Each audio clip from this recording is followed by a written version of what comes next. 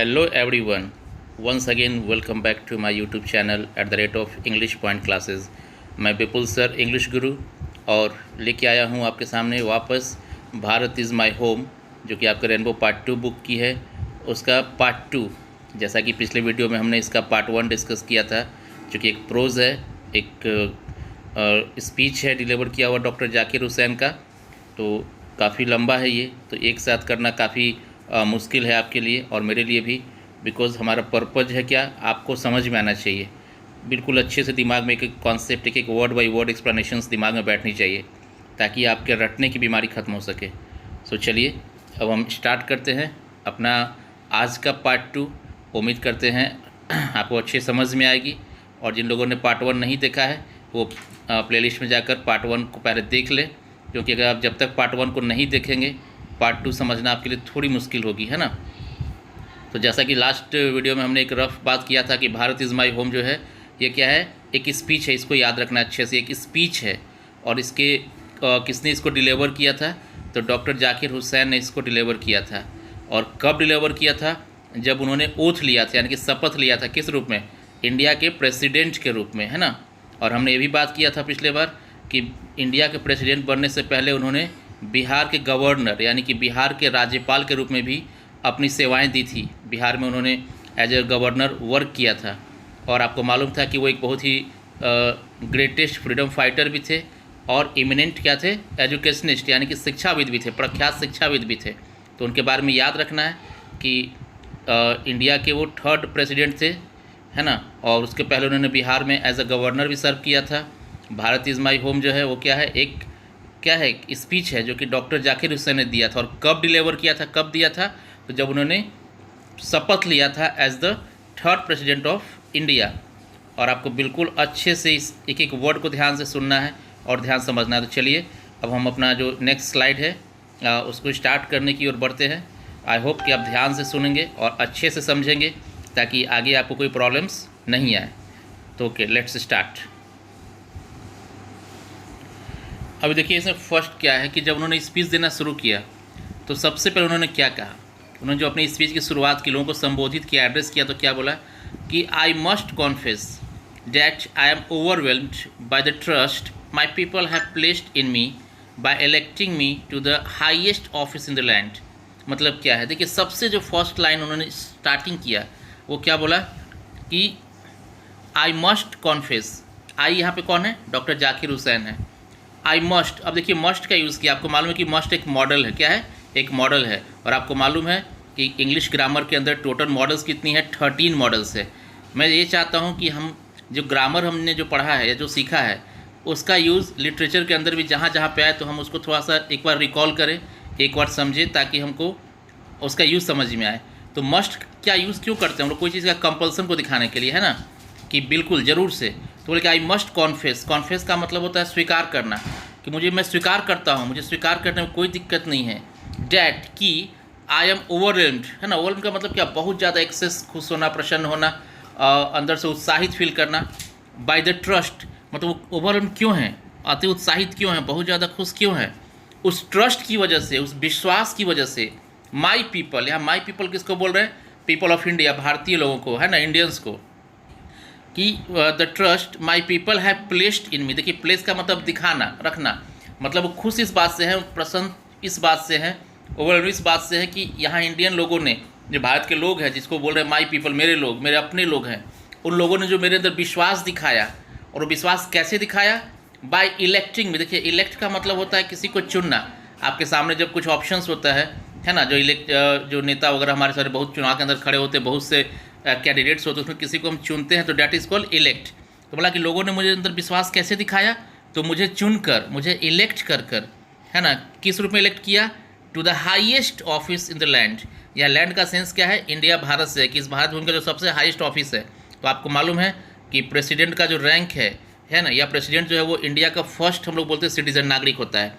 यानी कि प्रेसिडेंट का जो ऑफिस होता है वो क्या है, सबसे हाईएस्ट ऑफिशियल्स उनको कहा जाता है ना, the first citizen of any country, है ना, वो क्या होता है, प्रेसिडेंट होता है। इसीलिए बोला कि हाईएस्ट ऑफिस।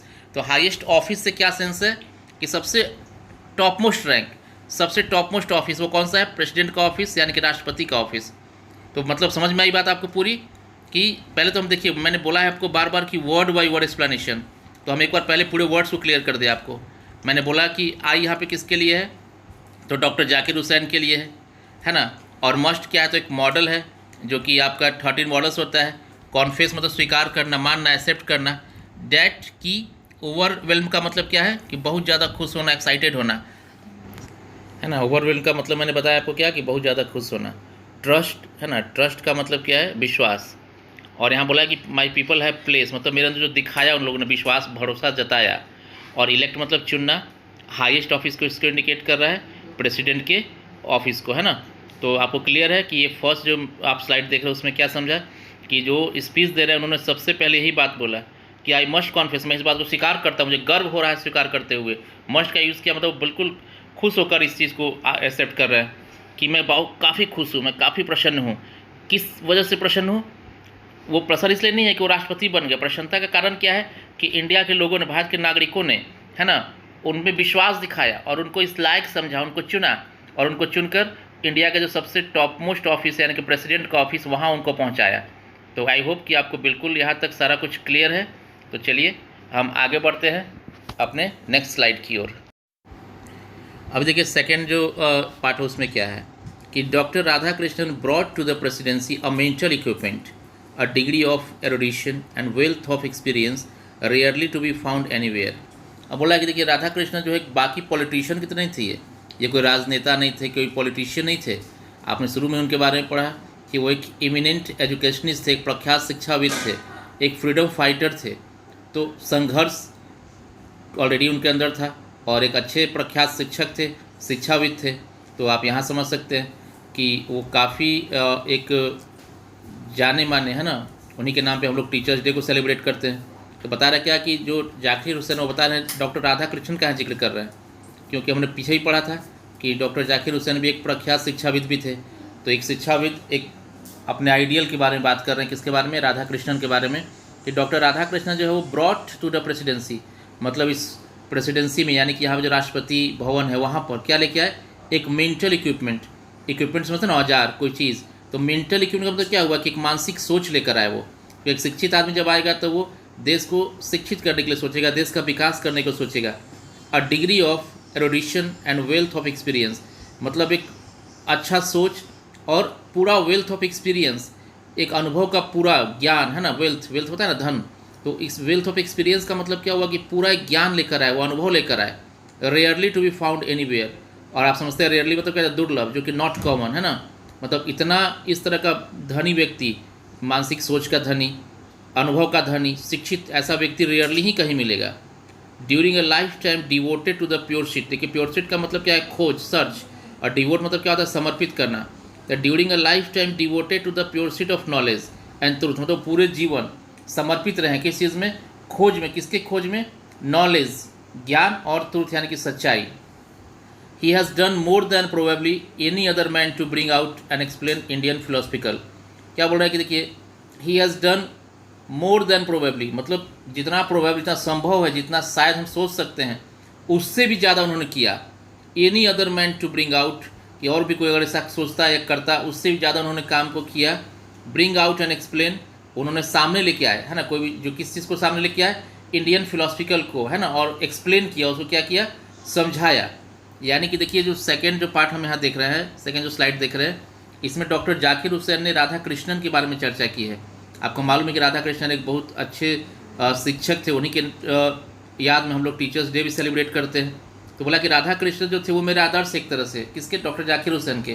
बोला कि उनके अंदर वो जो प्रेसिडेंसी में जब वो प्रेसिडेंट बने तो उन्होंने हमारे सामने एक मेंटल इक्विपमेंट, एक मानसिक सोच, एक एरुडिशन, एक वेल्थ ऑफ एक्सपीरियंस, मतलब पूरा अनुभव उनके भरा हुआ था, अनुभव, काफ़ी अनुभवी थे, वो सब चीज़ लेके आए, और जो कि रेयरली, शायद ही कहीं मिलता है हमको। अब पूरा जीवन डॉक्टर राधा कृष्णन ने क्या किया था, डिवोट कर दिया था, समर्पित कर दिया था प्योरशीट यानी कि खोज में। किसके खोज में, knowledge and truth. He has done more than probably, मतलब उन्होंने इतना किया कि मोर देन प्रोबेबली, जो संभवतः शायद से भी ज़्यादा, मतलब जितना हम सोचते हैं कि शायद इतना हम कर लेंगे तो बहुत है, उससे भी ज़्यादा किया। Any other man to bring out and explain Indian philosophical, मतलब कोई अगर दूसरा आदमी भी होता, किसी भी तुलना कर लो, किसी से तुलना कर लो, उससे ज़्यादा किया सामने लाने में और एक्सप्लेन करने में Indian philosophical thoughts and the oneness of all true spiritual values।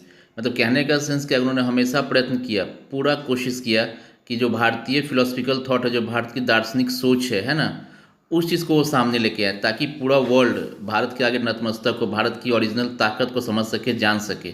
तो फिलोसफिकल थॉट का मतलब क्या है, दार्शनिक सोच, जो भारत की दार्शनिक सोच है उसको लाने का उन्होंने काम किया। And the oneness of all true spiritual values. देखिए वननेस का मतलब क्या है कि एक है ना, बोलते ना वन मतलब एक, तो वननेस सबका एकता, यानी कहने का मतलब कि जितने भी हमारी ट्रू स्पिरिचुअल वैल्यूज, जो हमारी आध्यात्मिक महत्व हैं, जो आध्यात्मिक आदर्श हैं, मूल्य हैं, उन सब को सामने लाने की उन्होंने पूरी कोशिश की, क्योंकि वो एक शिक्षाविद थे। उन्होंने हमेशा ही चाहा कि हम एजुकेशन की इम्पोर्टेंस को लेकर, अपने कल्चर, अपने ट्रेडिशंस को लेकर हर चीज़ों को क्या करें, क्लियरली पूरे वर्ल्ड के सामने, लोगों के सामने लेके आए, ताकि लोग इससे सीख सके, अपने लाइफ में इन वैल्यूज़ को अप्लाई कर सकें, उसको है ना जीवन में क्या कर सके, समाहित कर सके। He has never lost his faith in the essential humanity of man, and he himself has never ceased to campaign the right of all men to live in dignity with justice। अब देखिए आगे क्या कह रहे हैं कि he has never lost his faith, मतलब किसने, डॉक्टर राधा कृष्णन के बारे में बता रहे हैं जाकिर हुसैन कि he has never lost his faith, उन्होंने कभी अपना विश्वास, अपना भरोसा है ना नहीं खोया, किसमें, इसेंशियल ह्यूमनिटी ऑफ मैन, आदमी का जो बेसिक, जो उसका मानवता, उसके अंदर जो गुण है, क्योंकि मानव है, इंसान है, तो इंसानी तो मानवता तो उनकी इसेंशियल क्वालिटीज़ होगी ही। तो उन्होंने कभी भी एक इंसान के रूप में, किसी भी इंसान के अंदर उसकी मानवता का जो आधार था, उसका बेस था, उसके ऊपर विश्वास कभी नहीं खोया। एंड ही हिमसेल्फ, और खुद भी, हैज़ नेवर सीज, सीज का मतलब रुकना, स्टॉप होना, वो कभी नहीं रुके, खुद कभी नहीं रुके, to campaign the right of all man, उन्होंने हर आदमी के लिए आवाज़ उठाया। देखिए राइट का मतलब क्या होता है, अधिकार, कि हर इंसान का जो अधिकार है, और कैंपेन का मतलब कोई एक किसी भी चीज़ के प्रति एक आवाज़ उठाना, किसी भी चीज़ के लिए एक आंदोलन करना। तो उन्होंने कभी अपने आप को रोका नहीं, वो हमेशा लगे रहे कि हर आदमी का जो अधिकार है टू लिव, कि वो रहे डिग्निटी के साथ, एक शान के साथ, एक आत्मसम्मान के साथ, एक गौरव के साथ, विद जस्टिस, और साथ में क्या उसको मिले, न्याय मिले। यानी कहने का मतलब ये हुआ कि राधा कृष्णन ने हमेशा कोशिश किया कि भारतीय आदर्श, उनके दार्शनिक मूल्यों को सबके सामने रखे, और उन्होंने कभी भी मानवता के अंदर अपना विश्वास नहीं खोया। जैसे दिया कि he has never lost his faith, कभी अपना विश्वास नहीं खोया, और वो खुद भी हमेशा लगे रहे, एक आंदोलन करते रहे, एक प्रयास करते रहे, वो प्रयत्नशील रहे, किस लिए, ताकि राइट ऑफ ऑल मैन, हर आदमी का, उनका मानना ये था कि हर आदमी का राइट है, अधिकार है कि वो रहे, कैसे रहे, डिग्निटी के साथ, शान के साथ, गौरव के साथ, और विथ जस्टिस, और हमेशा उसका क्या हो सके, न्याय हो सके। तो आई होप कि आपको सारे वर्ड्स क्लियरली समझ में आ गए होंगे। तो हम लोग वापस पार्ट थर्ड लेके आएंगे बहुत ही जल्दी, क्योंकि हम लोग पार्ट बाई पार्ट करेंगे तो बिल्कुल अच्छे से हमको समझ में आएगी।